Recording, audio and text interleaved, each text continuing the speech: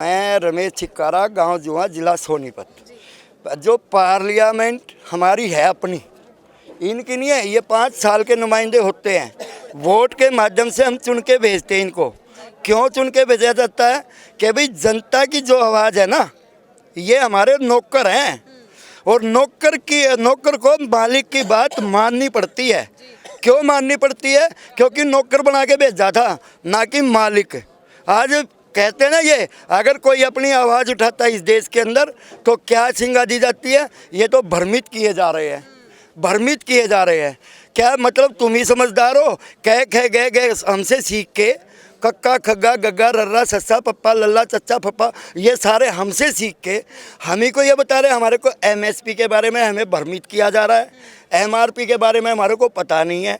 MSP का बेटा मतलब होता है कि भाई मिनिमम, जो सबसे कम, जो इस देश का ना भाई सबसे कम प्राइज, भाई कृपा करके वो 23 फसलों पे है जी, टोटल नहीं, केवल 23 फसलों पे, वो भी निर्धारित 60 साल से, भाई 67 साल से निर्धारित है।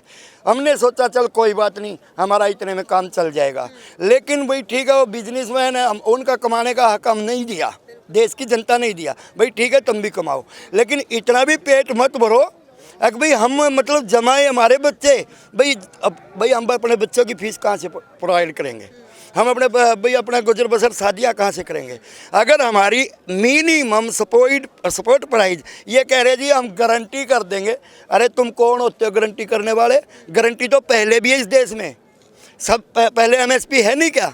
एमएसपी तो पहले भी है, लेकिन हम ये कह रहे हैं भाई कानून में तब्दील किया जाए इसको, कि भाई इससे कम प्राइस में भाई किसान की फसल ना खरीदी जाए, और एमएसपी ये पक्के कानून तरीके से कानूनी जामा पहनाया जाए। और एक हमारे शिवाजी की धरती से मैं भाई महाराष्ट्र वाली जनता को, मैं मेरे अपील भोले भाले लोगों से जिन्होंने वोट पाया, उस पार्लियामेंट मेंबर को खास आपके माध्यम से ये कहना चाहता हूँ, अरे भाई आप लोगों ने कितने उस देश के जनता का, महाराष्ट्र की जनता का अपमान किया आपने, जो ऐसा शब्द निकाला कि भाई ये तो भाई पाकिस्तान और चाइना से, क्या पाकिस्तान की औकात और क्या चाइना की औकात जो हिंदुस्तान के इस राष्ट्र को मिटा सके। इस मेरे पिताजी, मैंने पहले बताया, मैं भाई सन 71 में मेरे पिताजी लेफ्टिनेंट कमांडर रह चुके जी। अब बांग्लादेश को अलग किया, पाकिस्तान तो बेटा है, जब मर्जी चपेट मार के जब मर्जी सुद्धा कर लिया जी, ठीक है। लेकिन असी कहने भाई तुसी जेड़े असी अपने नौकर बना के बैठाए ना, मालक ना बनो, मालक बनने की औकात ना रखो। भाई 3 साल है, भाई फिर आनी जानी चीज़ है, लोकतंत्र है। लोकतंत्र के माध्यम से हमने संविधान में ये पढ़ा है हमेशा कि भाई राइट है हमारा शांति तरीके से। अगर कोई आवाज़ उठाता है इस देश में, क्या कहते हैं? ये माओवादी है जी। अगर कोई आवाज़ उठाता है ये उग्रवादी है जी। अगर कोई आवाज़ उठाता है ये खालिस्तानी है जी। अगर कोई आवाज़ उठाता है ये उल्फावादी है जी। या अगर वो अरे भाई तुम ही समझदार हो गए क्या? आरएसएस में संघ चालक का सोनीपत इकाई का प्रचारक रहे हमारे प्रिय प्राइम मिनिस्टर नरेंद्र मोदी जी। एक टूटे से स्कूटर पे सोनीपत इकाई का संघ चालक का प्रचारक था सन 87 में। आज खट्टर और मोदी, वो उनको शर्मिंदगी नहीं है। गांव जुआ की चौपाल में साहब सिंह वर्मा उस टाइम चीफ मिनिस्टर होते थे, क्या थे ये? आज मतलब हमारे को समझा रहे हैं कि भाई हमारे को भ्रमित किया जा रहा है। ਬਜ਼ੁਰਗੋ ਸਮਝਦਾਰੀ ਦੀ ਤੁਸੀਂ ਗੱਲ ਕੀਤੀ ਹੈ, ਹਾਂਜੀ। ਕਹਿੰਦੇ ਵੀ ਜਦੋਂ ਇਹਨਾਂ ਨੇ ਨੋਟਬੰਦੀ ਕੀਤੀ ਕਹਿੰਦੇ ਉਹ ਲੋਕਾਂ ਨੂੰ ਨਹੀਂ ਸਮਝ ਆਈ, ਜੀਐਸਟੀ ਕੀਤੀ ਕਹਿੰਦੇ ਵਪਾਰੀਆਂ ਨੂੰ ਨਹੀਂ ਸਮਝ ਆਈ। ਹਾਂਜੀ, ਇਹ ਸਾਰੀਆਂ ਚੀਜ਼ਾਂ ਮਤਲਬ ਕਾਨੂੰਨ ਜਿਹੜੇ ਸਰਕਾਰ ਬਣਾਉਂਦੀ ਹੈ ਕਿਸੇ ਨੂੰ ਸਮਝ ਕਿਉਂ ਨਹੀਂ ਆਉਂਦੀ? ऐसा है जी, मैं इस देश के हम क्या कहते हैं, हम जल्दी एक दूसरे में घुलने मिलने वाले, विश्वास करने वाले लोग हैं। इस देश की धरती है विश्वास पे, कि भाई हम जल्दी से एक दूसरे के ऊपर विश्वास कर लेते हैं। हम विश्वासों में ही छले हुए हैं। इस देश की धरती विश्वासों में ही छली हुई है।